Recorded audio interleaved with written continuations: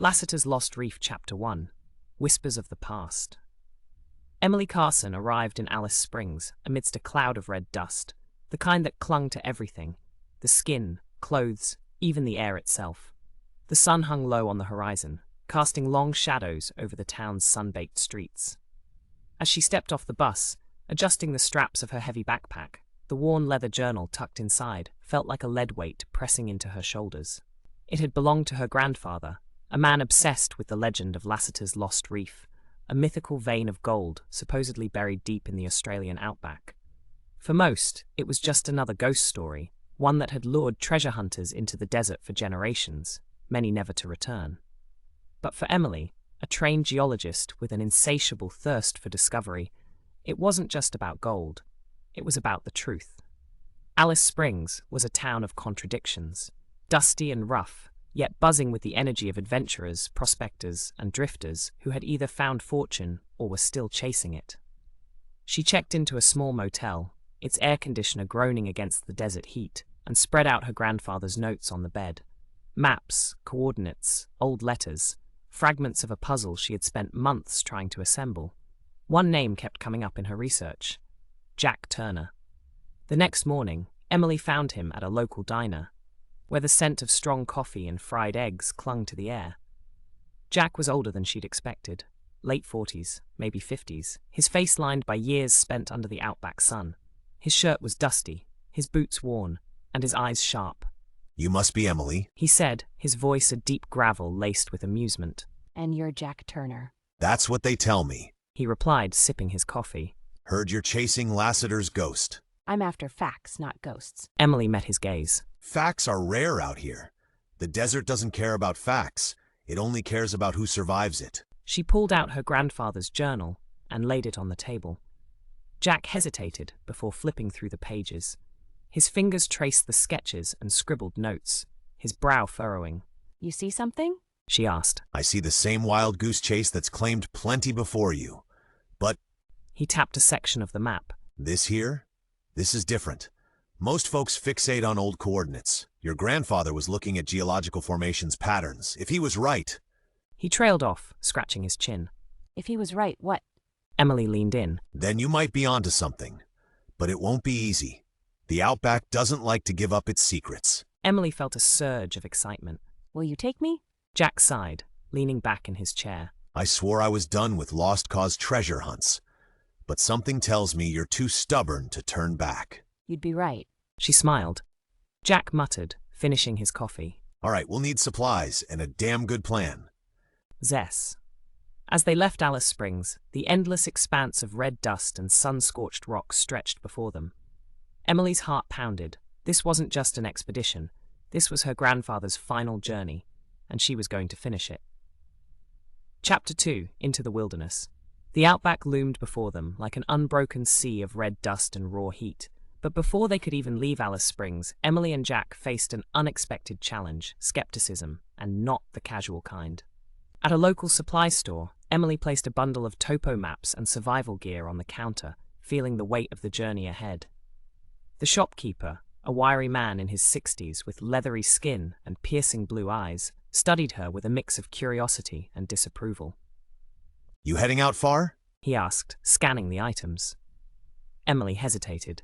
She had no intention of broadcasting their mission, but Jack, leaning lazily against the counter, answered for her. "Lasseter's ghost," he said, smirking. "She's got the bug." The shopkeeper's expression darkened. "That damn reef's gotten more people killed than I care to count. You'd do better spending your money at the casino. At least they send you home when you lose." A murmur of agreement came from an old man sitting by the window, sipping his tea.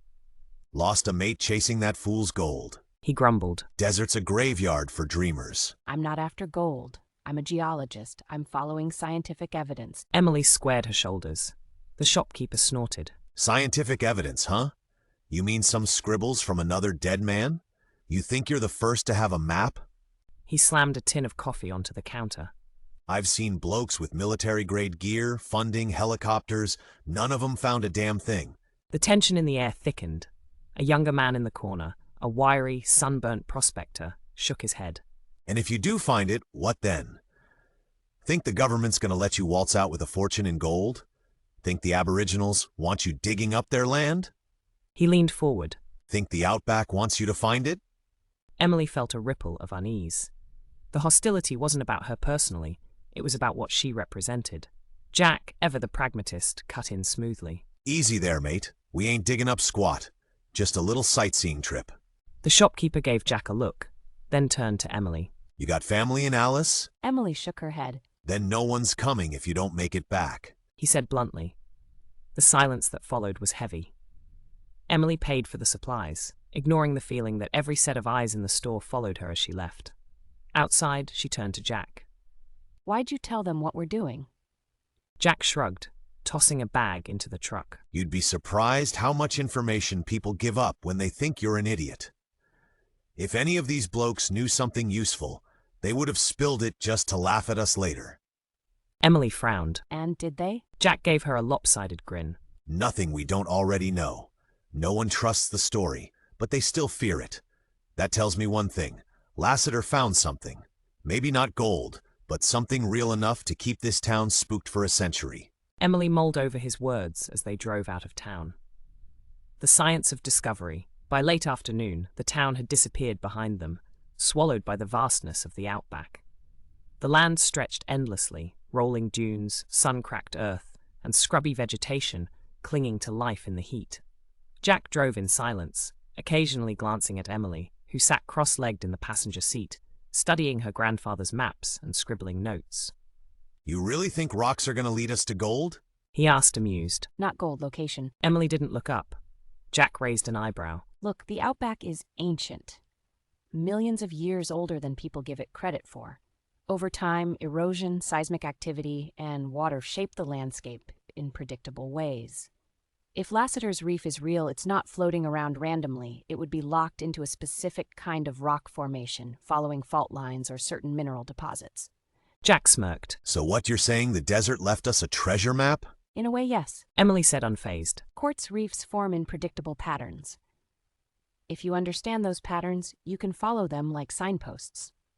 My grandfather wasn't just following coordinates, he was tracking geology. Jack whistled low. Well, damn. I just thought we were going to be out here wandering in circles till you got bored. Emily shot him a look. You wouldn't have come if you thought that. Jack chuckled but didn't respond. Jack's real motivation. That night, as they made camp under the sprawling desert sky, Emily couldn't shake the feeling that Jack's reasons for coming weren't entirely honest. They sat around the fire, the embers casting flickering shadows on the sand. Jack poked at the flames with a stick, sipping from a tin mug. You ever think about why people want Lasseter's Reef to exist? He asked suddenly. Emily looked up. Because people want to believe in lost treasure. Jack smirked. Nah. It's bigger than that. People need legends like this, something just out of reach, something to chase. Keeps them distracted from the fact that they're not finding gold in their own backyards. Emily frowned. That's a cynical way to look at it. Jack shrugged. Yeah, well, cynicism pays. She narrowed her eyes. Jack, why did you agree to come? Jack hesitated just a fraction too long before answering. Because you're paying me. But Emily wasn't buying it. It hit her suddenly. You benefit from the story, don't you? Guess you got me figured. You make money off this. Jack sighed. I've made a lot of money over the years running Lasseter's conspiracy theories online. Blogs, forums, even YouTube. I tell different versions, build up the mystery, keep people chasing it. Nobody wants the truth, Em. They just want a story that never ends. Emily felt a surge of anger. So this is just a joke to you? You're just cashing in on people's obsession? Jack met her gaze, his expression unreadable. Let me ask you something, Emily. What happens if we do find it? What if we prove the reef exists? You think the world's going to be happy? You think people will just accept it and move on? She hesitated. Jack leaned forward. The minute we find it, the legend dies, and people hate losing their legends. Emily exhaled, unsettled. Jack smirked. Welcome to the business of truth, kid. It's not as simple as you think. As the fire crackled, Emily realized something. Jack Turner wasn't just her guide. He was part of the very machine that had kept Lasseter's legend alive. And now, for the first time, he had a chance to kill it. Chapter 3, The Storm's Revelation. The outback was eerily silent in the morning, the kind of quiet that pressed against Emily's ears and made the world feel unnervingly vast. The fire had died down to embers, and Jack was already moving, the packing supplies into the truck with methodical ease. Emily, still unsettled from their conversation the night before, sipped her rapidly cooling coffee and watched him. You never answered my question. She finally said. Jack glanced at her, throwing a rolled-up tarp into the truck bed. Which one? Emily continued. Are you here for the truth, or just another story to sell? Jack sighed, rubbing the back of his neck. You think I'm out here spinning tales while we risk our necks in the middle of nowhere? That's exactly what I think. Emily shot back. You've built an entire career off keeping this myth alive.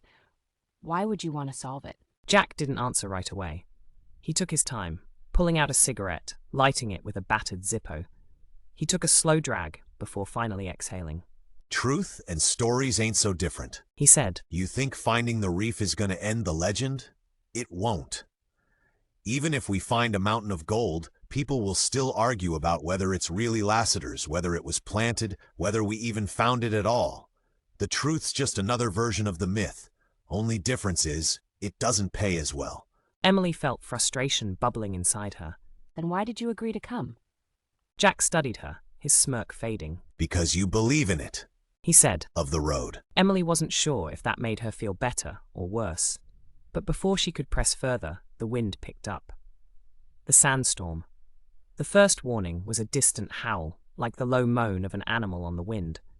Jack stiffened, turning toward the horizon. Emily followed his gaze. A wall of brown and red was rising in the distance, an ominous cloud swallowing the sky. Shit, Jack muttered, flicking away his cigarette. We need to move, now. Emily barely had time to grab her pack before Jack was throwing gear into the truck. His movements frantic but precise. How bad is it? She asked, voice raised over the rising wind. Jack didn't answer immediately. He was too busy securing the tarp over their supplies. Then finally he turned to her. Bad enough that if we don't find cover in the next 10 minutes, we're in for a hell of a time. The wind roared through the desert, picking up loose sand and whipping it against their skin like tiny needles. Jack slammed the truck's door shut. We're not outrunning it. He shouted. Get down, cover your face. Emily barely had time to comply before the storm hit. Buried secrets, the world disappeared into a fury of wind and sand. Emily curled into herself, scarf pulled over her face, eyes squeezed shut as the storm howled around them. It felt like an eternity before the wind finally began to ease. She opened her eyes slowly. Everything around them had changed. The landscape was unrecognizable. Dunes shifted, the ground reshaped by nature's violent hand.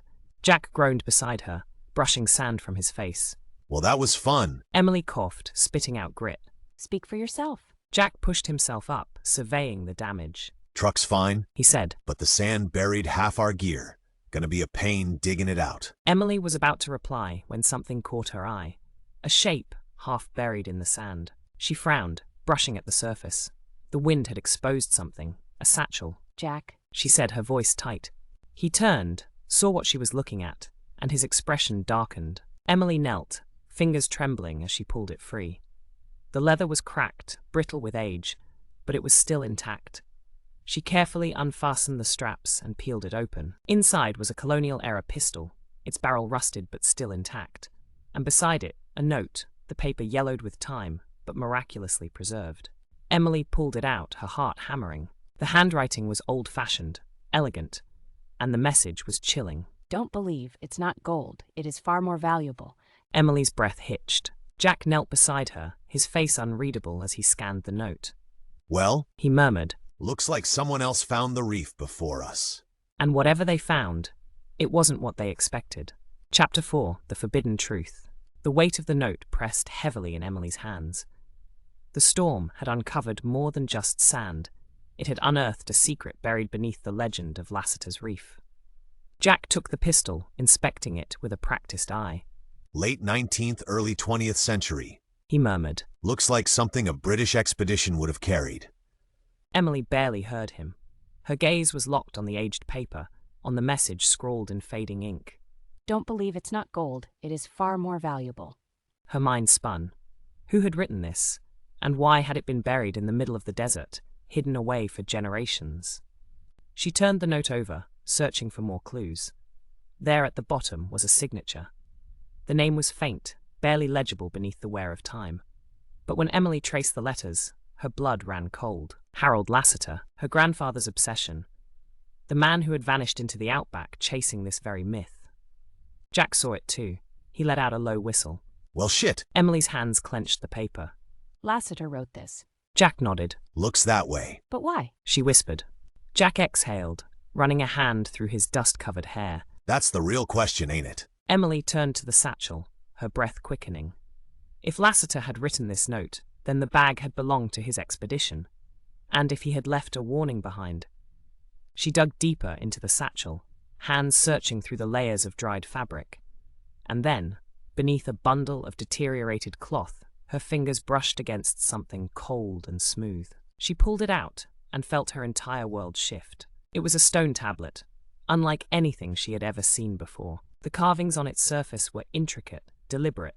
This was no simple rock.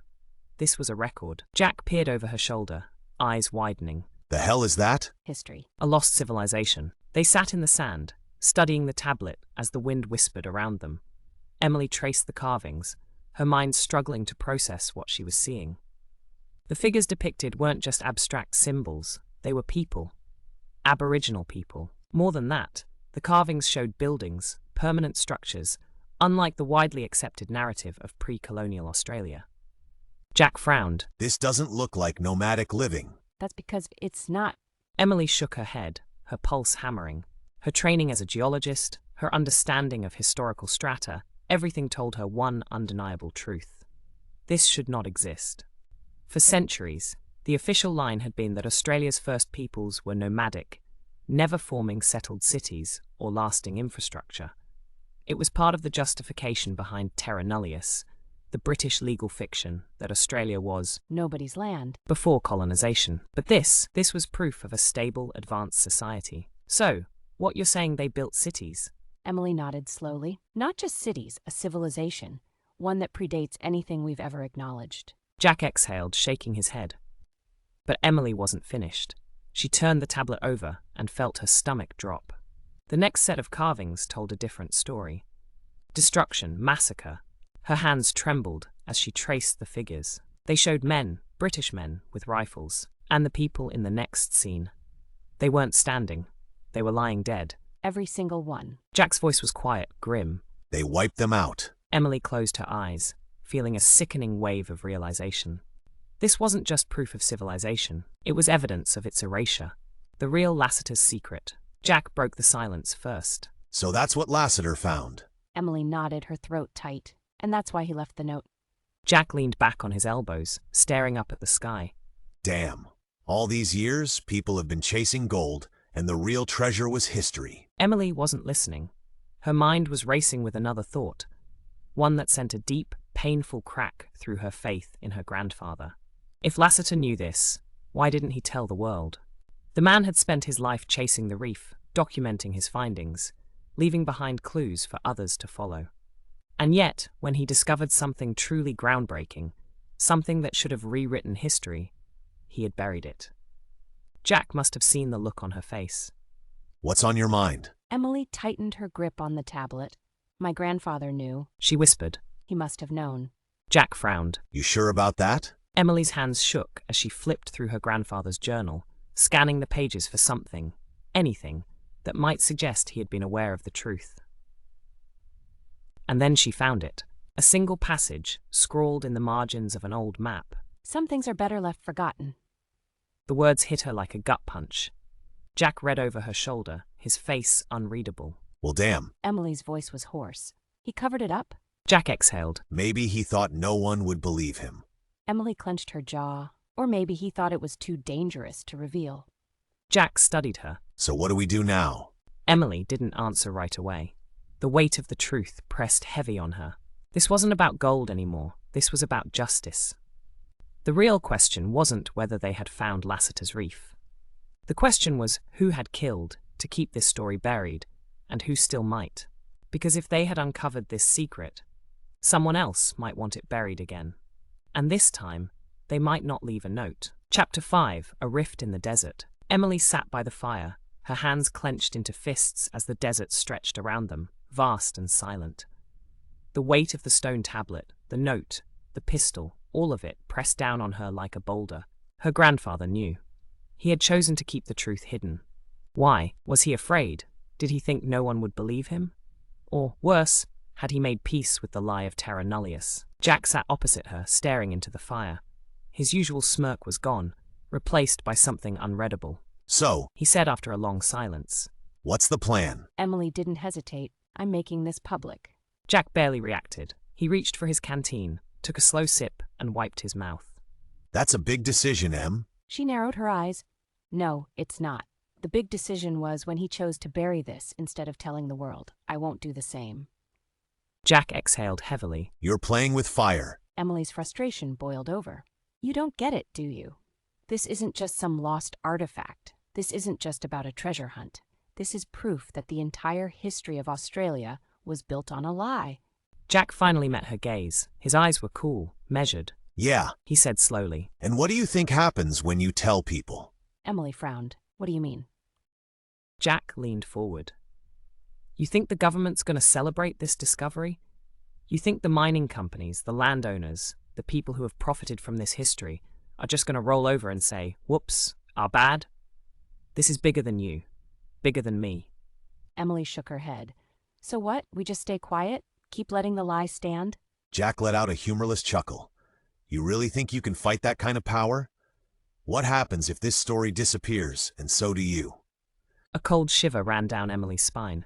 Jack wasn't just arguing against her, he was warning her. The choice Jack makes, Jack stretched, sighing. Look, Em, I get it. You're young, you've got that fire in you, you want to change the world. But trust me, some stories don't get told because they can't be told. Emily's mind snapped into focus. Jack knew, not just about the truth, he had always known. How long? She asked quietly. Jack raised an eyebrow. How long what? How long have you known about this? About what Lasseter really found? Jack hesitated, just for a second. Emily's stomach turned. Jesus, you've made money off this for years. The mystery of Lasseter's Reef, that's your bread and butter, isn't it? Jack shrugged, but his jaw was tight. People love a mystery. You take that away, they move on. No clicks, no books, no documentaries, no forums arguing over coordinates and lost expeditions. The truth? He shook his head. The truth doesn't sell. Emily stared at him, feeling sick. You knew, and you let me walk right into this. Jack didn't deny it. Instead, he stood up and stretched, rolling his shoulders. Well, he said, I think it's time we pack up and head back. Emily stiffened. You're not taking that satchel. Jack glanced at it, then back at her. You think you can stop me? Emily reached for her phone, her fingers trembling slightly as she tapped the screen. Jack's eyes followed her movements, curiosity flickering across his face. Then she turned the screen toward him. Dropbox, all files uploaded. Jack's smirk dropped. Emily's voice was calm but firm. I already photographed everything, the tablet, the note, the pistol, and it's all uploaded. Jack's expression darkened.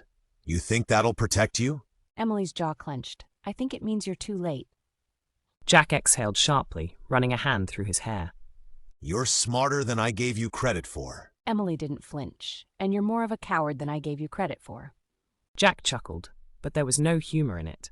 You're playing a dangerous game, Em. You think the internet makes you safe? Think again. Emily squared her shoulders. I don't care. Jack studied her for a long moment. Then, without another word, he grabbed the satchel. Emily let him take it. Because he didn't know she had also switched the original note with a forgery. The real message, the one Lasseter had written, was tucked safely in her pocket. Jack, thinking he had erased the evidence, was walking away with a fake. Emily turned, walking in the opposite direction. They had started this journey as allies. Now, they were enemies, and Emily knew one thing for certain. This was far from over. Chapter 6, The Fight for Truth. The first headlines broke before Emily had even made it back to Alice Springs.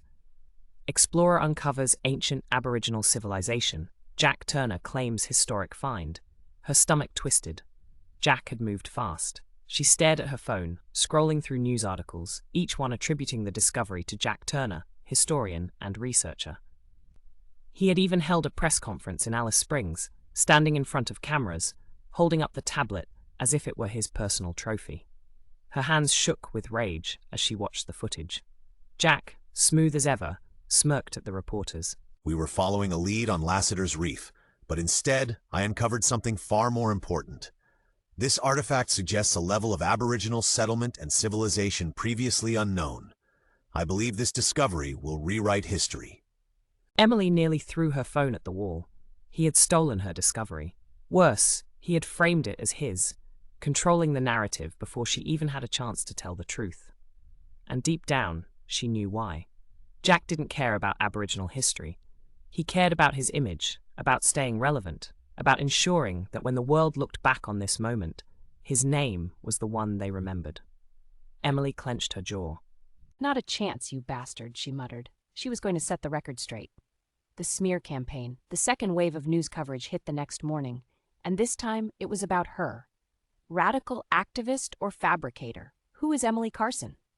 She skimmed the article, her stomach twisting. They were going after her personally. Right-wing media, led by One Nation-backed pundits, had already begun their attack. They painted her as a radical feminist, a left-wing extremist, a fraud who had no business speaking about history. Then the fabrications started. Photoshopped images, fake social media posts, tweets she had never written, interviews she had never given. One outlet even claimed she had been arrested for vandalizing a war memorial, an outright lie. But one repeated enough times that people started believing it. She wasn't just being discredited, they were erasing her credibility, ensuring that everything she said about the Aboriginal civilization would be dismissed as the ramblings of a lunatic. This wasn't just about burying history anymore, this was about destroying her. Emily fights back. She had two choices. She could roll over, let Jack, One Nation, and their media machine paint her as a fraud, or she could fight. And Emily was never one to back down. She booked herself a TV interview, a primetime slot on Australia's largest news network, going head-to-head with one of the very journalists who had spread lies about her. When the cameras rolled, she didn't hesitate. I didn't fabricate anything. Jack Turner stole my discovery, and now a group of politicians who don't like what this discovery means are trying to discredit me. The host leaned forward. So you're claiming that Jack Turner lied? Emily didn't blink, not claiming, proving. She pulled up her phone, live on air, and displayed the original Dropbox uploads, dated before Jack's so-called press conference. Every photo, every note, every piece of evidence proving she was the one who found the truth. The interviewer scrambled, trying to shift the conversation. But some have pointed out your past. Emily cut him off. My past isn't the story. The story is that Australia's history is built on a lie, and people like One Nation are trying to keep that lie alive. Ask yourself, why are they attacking me personally instead of discussing the discovery? Because they know they can't fight the truth, so they're trying to destroy the person telling it. The segment went viral. Jack's name was suddenly under scrutiny. One Nation's involvement was exposed, and the backlash was swift. But Emily wasn't done. She was just getting started. Chapter 7. The Narrative War. Jack Turner wasn't the kind of man to go down without a fight. Within 24 hours of Emily's viral interview, he was everywhere. Morning talk shows, radio segments, podcasts, even a live-streamed Q&A on his social media accounts. And his message was clear. I never said Emily didn't find the artifacts. I just presented the discovery in a way the public could understand.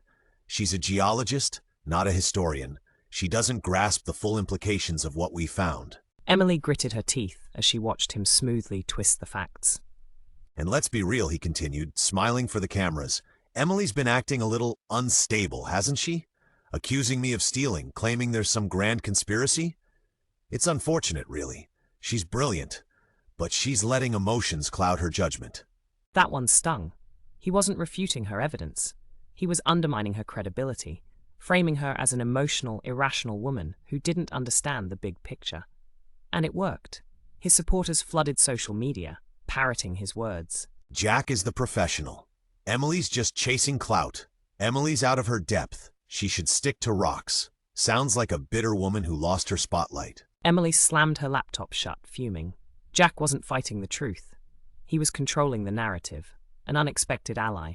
Just when it felt like the tide was turning against her, a new voice entered the conversation. Dr. William Harris, a historian from Melbourne University, appeared on national television, and he wasn't mincing words. Emily Carson's discovery is one of the most important in Australian history. Jack Turner's attempt to claim credit is laughable. His career is built on sensationalism, not research. Emily sat bolt upright. Dr. Harris was respected, with decades of work on Aboriginal history, and now he was backing her. The interviewer pushed back. But Emily's claims are controversial. The only controversy is that people like One Nation and Jack Turner don't want this discovery to be real. Because if it is, it completely shatters the foundation of how we've justified Australia's colonial history. Jack's name was officially toxic in academic circles. For the first time, he was on the defensive, a secret hidden in stone. Then came the game changer. Dr. Harris connected Emily with a group of Aboriginal elders from the region where the tablet had been found, and they had a story to tell. At first, they were hesitant. Too many people, academics, politicians, white men with money, had exploited their history before.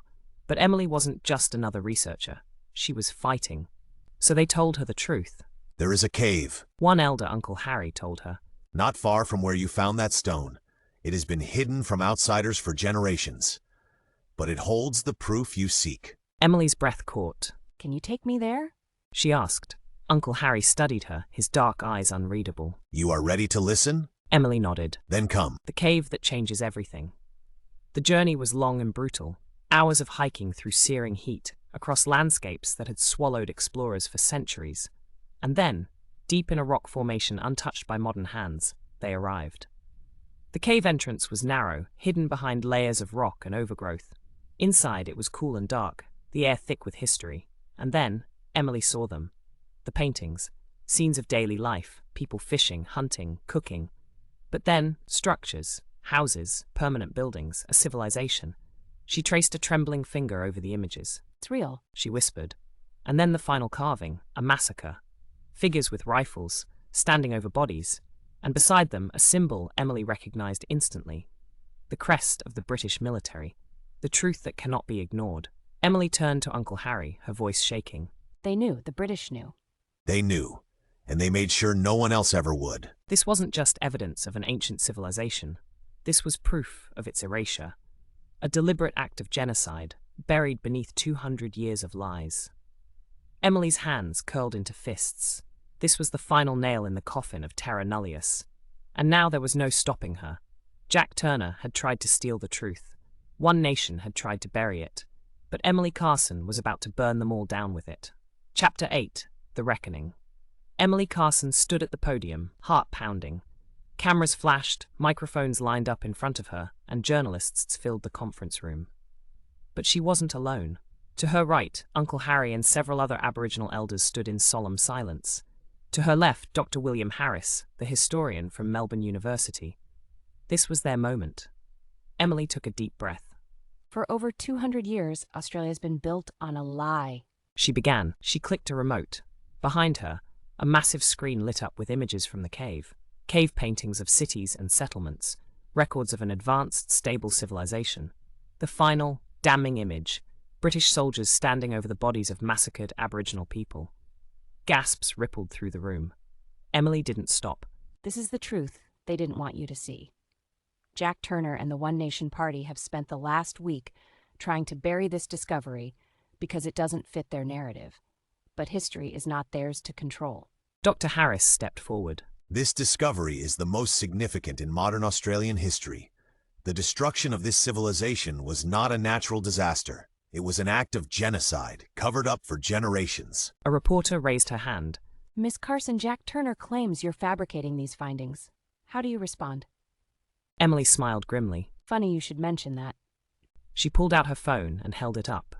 I have proof that Jack Turner and One Nation aren't just lying. They're willing to threaten my life to protect this cover-up. The room went silent, the threat that broke them. 2 days earlier, Emily had received a call. It was Jack. Meet me, we need to talk. No cameras, no reporters, just you and me. She knew it was a trap. So she came prepared, a hidden wire recorder tucked inside her jacket. Jack and 3 men from One Nation met her in a hotel parking garage, faces grim and serious. You need to stop this. You're playing with fire, Emily. One of the One Nation men, a politician from Queensland, stepped forward. We have connections, girl. You think we won't bury you? Another chimed in. Your family's not safe. Accidents happen. Emily had clenched her fists, but stayed calm. You're threatening me? Jack didn't even flinch. I'm warning you. Walk away or you'll regret it. Emily had smiled, because every single word was being recorded. The final blow. Emily played the recording over the speakers at the press conference. Jack's voice, the threats, the attempted intimidation. The journalists erupted. The public backlash was instant. Within hours, Jack Turner was arrested for conspiracy and making threats of violence. One nation's leadership imploded, scrambling to deny involvement.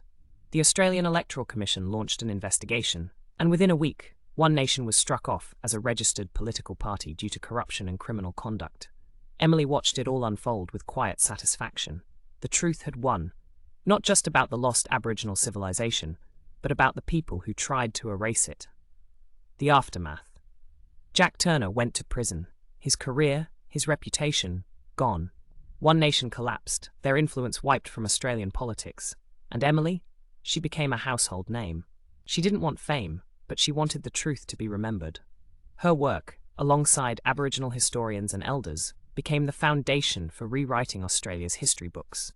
Because now, the world knew the truth. And this time, no one could bury it. The end. Epilogue, 1 year later. Emily knelt before the entrance of the cave, running her fingers along the ancient paintings. Uncle Harry stood beside her. They always tried to silence us, He said. but our stories never die. Emily nodded. History had finally spoken, and this time the world had listened.